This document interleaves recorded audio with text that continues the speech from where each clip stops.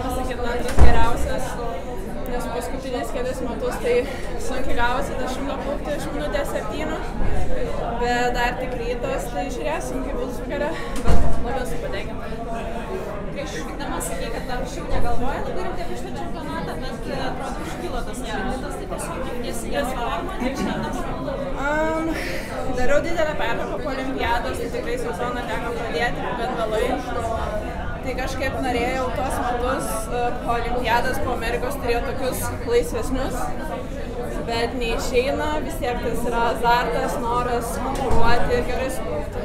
Bet tas galbūt tas poilsis davė tokį, kad dabar tokį rezultatą? Gali būt, kad ir Amerika duoda savo, nes tikrai labai buvo padarytas sunkus darbas.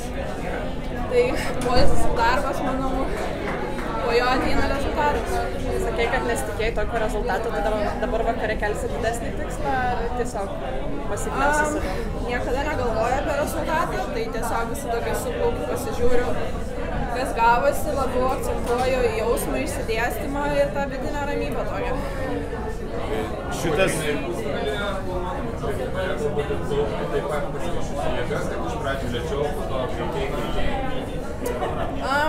Šiaip visada gaunasi automatiškai, bet tikrai stengsiuosi būti sąmoninga plaukime ir padaryti viską, kuo idealiau.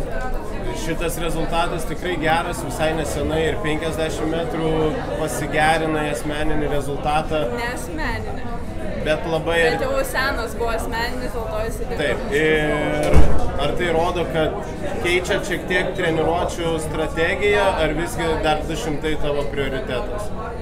Vis tiek 200 prioritetas, bet kadangi pakeičiau trenerį, tai visai kitokia metodika ir greičiausiai kitaip veikia ta metodika nei anksčiau buvo.